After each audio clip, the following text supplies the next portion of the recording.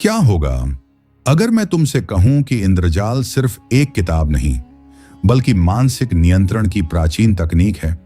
क्या होगा अगर यह बताया जाए कि यह पुस्तक कभी सार्वजनिक ज्ञान के लिए नहीं थी, कि इसे पढ़ने की अनुमति भी हर किसी को नहीं थी? तुमने सुना होगा, इंद्रजाल में तंत्र है, मंत्र है, वशीकरण है, मायाजाल है। पर असली सवाल यह है, क्या सच में यह सब बाहरी दुनिया को नियंत्रित करने के लिए था, या यह तुम्हारे भीतर छुपे इंद्र को नियंत्रित करने का गुप्त विज्ञान था? इतिहास के पन्नों में इंद्रजाल का नाम कई रूपों में मिलता है। कहीं इसे जादू कहा गया, कहीं इसे काला ज्ञान कहा गया, कहीं इसे राजाओं का गुप्त हथियार। लेकिन जो कभी खुलकर नहीं बताया गया वह है इसका असली उद्देश्य। क्यों कई शास्त्रों में माया को सबसे बड़ी शक्ति कहा गया? क्यों इंद्र को देवताओं का राजा होने के बावजूद बार बार भ्रमित होते दिखाया गया? और क्या यह संभव है कि इंद्रजाल असल में बाहरी जादू नहीं बल्कि मानव चेतना की प्रोग्रामिंग का एंशिएंट मैनुअल हो? आज जो मैं बताने जा रहा हूं वह सामान्य व्याख्या नहीं है, यह कथा नहीं, यह आरोप नहीं, यह डराने की कोशिश नहीं। यह एक परत है जिसे समझने के बाद तुम दुनिया को पहले जैसा नहीं देख पाओगे। अगर आप सच जानने की हिम्मत रखते हैं, अगर आप भी इस जाल को समझना चाहते हैं, तो अभी इसी वक्त वीडियो को लाइक कर दीजिए और चैनल को सब्सक्राइब करके घंटी जरूर दबाइए, क्योंकि यहाँ हम कहानियां नहीं सुनाते, हम परतें खोलते हैं। अगर तुम तैयार हो तो चलो प्रवेश करते हैं इंद्रजाल के वास्तविक रहस्य में। सबसे पहले एक भ्रम तोड़ते हैं। इंद्रजाल शब्द का शाब्दिक अर्थ क्या है? इंद्र प्लस जाल। इंद्र यानी इंद्रियां, जाल यानी नेटवर्क, भ्रम, संरचना। तो क्या यह संभव है कि इंद्रजाल का असली अर्थ हो इंद्रियों का जाल? प्राचीन भारतीय दर्शन में माया को इल्यूजन नहीं, परसेप्शन कहा गया। दुनिया वैसी नहीं है जैसी वह है, दुनिया वैसी है जैसी तुम उसे परसीव करते हो। और परसेप्शन किससे बनता है? इंद्रियों से। अगर कोई तुम्हारी इंद्रियों को नियंत्रित कर ले तो वह तुम्हारी वास्तविकता नियंत्रित कर सकता है। यहीं से शुरू होता है असली रहस्य। इतिहास में इंद्रजाल नाम से कई ग्रंथ मिलते हैं, कुछ तांत्रिक, कुछ ज्योतिषीय, कुछ लोक कथाओं से जुड़े, पर असली खेल शब्द में छुपा है।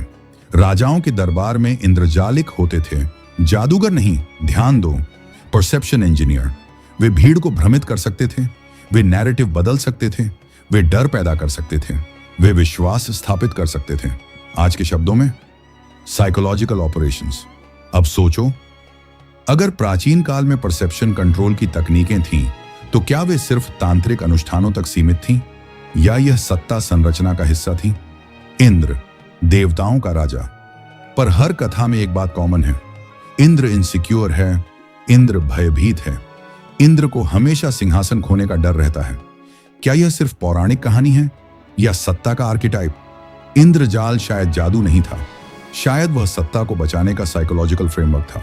जब जनता को भ्रमित रखना हो ना तो भय दो, जब ध्यान हटाना हो तो चमत्कार दिखाओ, जब विद्रोह हो तो डिवाइन नैरेटिव बनाओ। यह पैटर्न सिर्फ प्राचीन काल में नहीं दिखता, आज भी वही स्ट्रक्चर है, बस नाम बदल गए हैं। अगर तुम यह समझ जाओ कि इंद्रजाल बाहरी नहीं भीतरी मैनिपुलेशन का विज्ञान है, तो तुम खुद से पूछोगे, क्या मैं भी किसी जाल में हूं? और अगर हूं तो वह किसने बुना और क्यों? अब तक हमने एक दरवाजा खोला था, अब हम भीतर जा रहे हैं। लोग इंद्रजाल सुनते ही सोचते हैं मंत्र, तंत्र, वशीकरण, ताबीज, यंत्र। पर जरा रुक कर सोचो, अगर सच में किसी के पास ऐसा मंत्र होता जिससे वह किसी को भी अपने वश में कर सके, तो दुनिया आज कैसी होती? क्या हर राजा सबसे बड़ा तांत्रिक होता? क्या हर नेता सबसे बड़ा साधक होता? नहीं। तो फिर वशीकरण का असली अर्थ क्या था? वशीकरण का अर्थ था वश में करना, लेकिन बाहरी व्यक्ति को नहीं, सबसे पहले स्वयं को। प्राचीन तांत्रिक ग्रंथों में बार बार एक बात दोहराई जाती है, जिसने मन जीत लिया उसने जग जीत लिया। अब असली झटका सुनो। इंद्रजाल में जो मंत्र दिए जाते थे उनका बड़ा हिस्सा प्रतीकात्मक था। मंत्र शब्दों से ज्यादा ध्वनि और ध्यान का खेल था। जब तुम किसी ध्वनि को बार बार दोहराते हो, तुम अपने मन में एक लय बनाते हो। लय से विचार बदलते हैं, विचार से व्यवहार, व्यवहार से परिणाम, यानी असली वशीकरण था अपने विचारों की दिशा बदलना। लेकिन यहीं से कहानी पलटती है। जिस तकनीक से तुम अपने मन को साध सकते हो, उसी तकनीक से भीड़ को भी दिशा दी जा सकती है। डर फैलाओ, भीड़ वश में। आशा दिखाओ, भीड़ वश में। चमत्कार दिखाओ, भीड़ वश में। यह जादू नहीं, यह मन का गणित है। इंद्रजाल और माया का गहरा संबंध। भारतीय दर्शन में माया का अर्थ केवल भ्रम नहीं है। माया वह शक्ति है जो वास्तविकता को ढक देती है। जब तुम किसी घटना को देखते हो तो तुम पूरा सत्य नहीं देखते, तुम उतना देखते हो जितना तुम्हारा मन अनुमति देता है। इंद्रजाल का असली खेल यही है। अगर तुम्हारी इंद्रियां सीमित हैं तो तुम्हारी दुनिया भी सीमित है। अगर कोई तुम्हारी इंद्रियों को दिशा दे दे तो तुम्हारी दुनिया बदल जाएगी। अब सोचो, आज तुम्हें क्या दिखाया जाता है, क्या सुनाया जाता है, किस बात से तुम्हें डराया जाता है, किस बात से तुम्हें उत्साहित किया जाता है? क्या यह आधुनिक इंद्रजाल नहीं? इंद्रजाल ग्रंथों में कई यंत्रों का वर्णन मिलता है। लोग समझते हैं ये जादुई आकृतियां हैं, पर असली अर्थ अलग है। यंत्र ध्यान को केंद्रित करने का माध्यम था। जब तुम किसी ज्यामितीय आकृति को लगातार देखते हो, तुम्हारा मन धीरे धीरे शांत होता है। फिर वह उसी दिशा में ढलने लगता है जिस दिशा में तुम उसे निर्देश देते हो। यानी यंत्र था मन को एक बिंदु पर टिकाने की तकनीक, और मन जब टिक जाता है तो वह शक्तिशाली हो जाता है। यही कारण था कि इंद्रजाल का ज्ञान हर किसी को नहीं दिया जाता था, क्योंकि जिसे मन की शक्ति मिल जाए उसे बाहरी जादू की जरूरत नहीं रहती। अब एक और गहरी बात सुनो। इंद्र देवताओं का राजा, पर हर कथा में वह डरता है किसी तपस्वी से। क्यों? क्योंकि तपस्वी अपने मन पर नियंत्रण पा लेता है, और जिसके पास मन की शक्ति है वह सत्ता के जाल से बाहर हो जाता है। तो क्या इंद्रजाल का एक उद्देश्य मन को साधना था और दूसरा उद्देश्य मन को बांध कर रखना? यही द्वंद्व है। ज्ञान मुक्त भी कर सकता है, ज्ञान बांध भी सकता है। इंद्रजाल पुस्तक शायद काले जादू की किताब नहीं थी, वह चेतना का मानचित्र थी। लेकिन सवाल अब भी बाकी है। अगर यह इतना शक्तिशाली ज्ञान था तो इसे आम लोगों से दूर क्यों रखा गया? क्या डर था? किस बात का भय था? और क्या आज भी कुछ सच तुम्हें जानने नहीं दिए जाते? अगर अभी तक की बातें आपके मन को छू रही हैं तो अभी वीडियो को लाइक करो, चैनल को सब्सक्राइब करो, और अपनी क्या सोच है इस किताब को लेकर हमें कमेंट करके बताएं, क्योंकि आपकी सोच ही तय करेगी यह ज्ञान है या जाल। अब चलते हैं आगे उस रहस्य की ओर जो सब बदल सकता है। इतिहास में इंद्रजाल नाम से जो ग्रंथ प्रचलित हुए वे अलग अलग काल में लिखे गए। कुछ लोग जादू से जुड़े, कुछ तांत्रिक परंपराओं से, और कुछ राज दरबारों की परछाइयों में विकसित हुए। पर एक बात बार बार सामने आती है, ज्ञान और सत्ता कभी अलग नहीं रहे। राजाओं को जादूगर क्यों चाहिए थे? प्राचीन राज दरबारों में केवल सैनिक और मंत्री नहीं होते थे, वहां ज्योतिषी, तांत्रिक, मंत्रज्ञ और इंद्रजालिक भी होते थे। लोग समझते हैं कि ये लोग चमत्कार दिखाने के लिए होते थे, पर असली भूमिका इससे कहीं गहरी थी।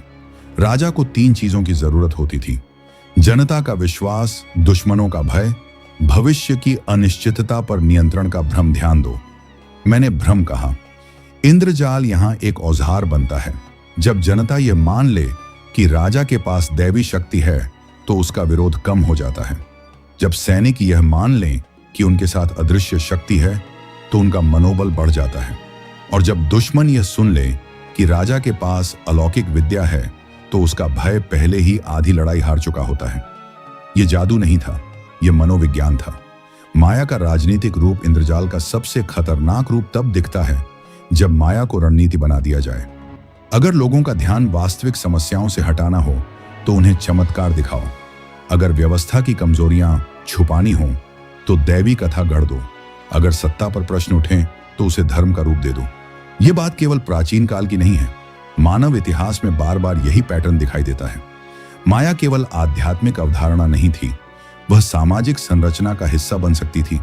सबसे शक्तिशाली भावना कौन सी है? प्रेम, आस्था या भय? भय सबसे तेज काम करता है।